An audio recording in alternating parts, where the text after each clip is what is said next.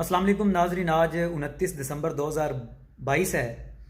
इस्लामाबाद के अंदर 7 साल के बाद बल्दियाती इलेक्शन का शेड्यूल जारी हुआ, जिसके ऊपर हीले बहाने बनाते रहे पीडीएम वाले, लेकिन बिलाखिर इलेक्शन का तारीख अनाउंस होगी। 31 दिसंबर को इलेक्शन होंगे।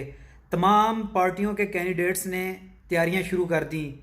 दिन रात मेहनत करने के बाद chairman, vice chairman, union councillor के जितने भी जनरल कौंसलर हैं, youth councillor, labour councillor, lady councillor, उसके बाद दीगर जितने भी लोग थे, उन्होंने तैयारियां शुरू कर दी। पैसे बेबहा लगाए, अपने फ्लैक्सेस वगैरह बनवाए, अपनी प्रमोशन के लिए मुख्तलिफ प्लेटफार्म को इस्तेमाल करते हुए उन्होंने बड़ी मेहनत के साथ अपनी तैयारियां की इलेक्शन के हवाले से। लेकिन इलेक्शन से महज 5 दिन पहले इलेक्शन मुलतवी कर दिए गए।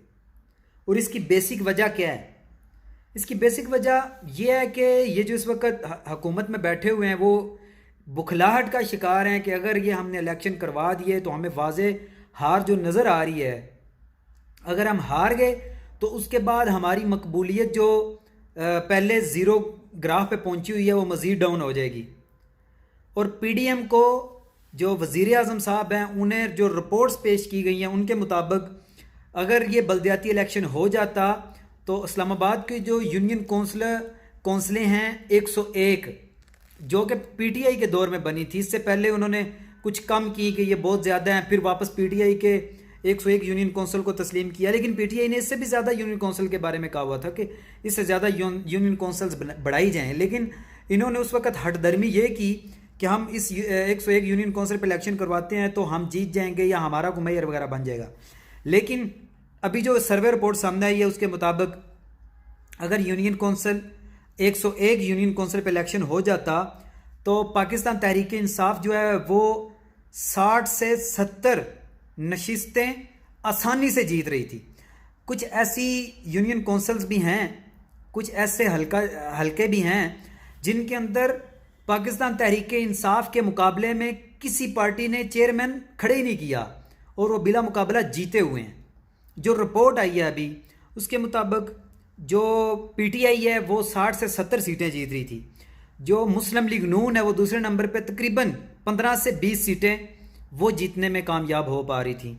उसके बाद पीपी की 2 सीटें, जो आज़ाद उम्मीदवार हैं वो भी तकरीबन 5 से 10 बंदे आज़ाद उम्मीदवार के यूनियन ये जो बल्दियाती इलेक्शन है ये जीत रहे थे। अगर इन चीज़ों को सामने रखें, इनको मद्देनज़र रखते हुए अगर बात करें तो फिर पाकिस्तान तहरीक इंसाफ की इस्लामाबाद में वाज़ेह हुकूमत बन रही थी, जो कि 2/3 से भी ज़्यादा अक्सरियत के साथ बन रही थी। लेकिन जैसे ये रिपोर्ट सामने आई तो इलेक्शन से महज 5 दिन पहले इसको मुलतवी करना, ये वही हाल हो रहा है जो कराची के अंदर इनको नज़र आ रहा था कि अगर इलेक्शन हो गया तो हमारे पल्ले कुछ नहीं रहना। इनके वो सहाफ़ी जो प्लाट वगैरह तो ख़रीदते हैं इनसे, प्लाट वगैरह गिफ्ट तो लेते हैं, लेकिन वो इनको सच नहीं बताते। वो पहले यही कहते रहे कि तुन देना जी, तुसा ये कर देना, पीडीएम ने जीत जाना है। लेकिन जब अदारों की तरफ से रिपोर्ट सामने आई तो फिर इनके जो हवास हैं वो बाख्ता हुए कि ऐसे तो हम नहीं कर सकते। फिर क्या हुआ कि इलेक्शन को मुलतवी करना पड़ा। लेकिन अच्छी चीज़ है इलेक्शन मुलतवी हुआ, क्योंकि 2023 जो है वो जनरल इलेक्शन का साल है। मार्च, अप्रैल, मई, जून, जुलाई जब भी होता है इलेक्शन तो होना ही होना है।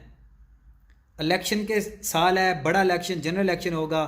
जो जमात भी इक़्तिदार में आएगी वो 2023 में चाहे 2024 में चाहे बल्दियाती इलेक्शन करवाए, पूरे पाकिस्तान के अंदर जो एक स्ट्रक्चर, जो एक ढांचा बनना है वो बनाए और फिर उसके मुताबिक बल्दियात का काम जो है वो किया जा सकता है। तो अगर इस रिपोर्ट को सामने रखें तो मैं उन तमाम कैंडिडेट्स जो किसी भी पाकिस्तान तहरीक इंसाफ से हट के पीडीएम, पीपी, जेयूआई, फे, जमात इस्लामी या दीगर जमातों की तरफ से कैंडिडेट थे, उनको हारने से पहले बचा लिया गया है ताकि कुछ उनकी इज़्ज़त बच सके। अल्लाह हाफिज़।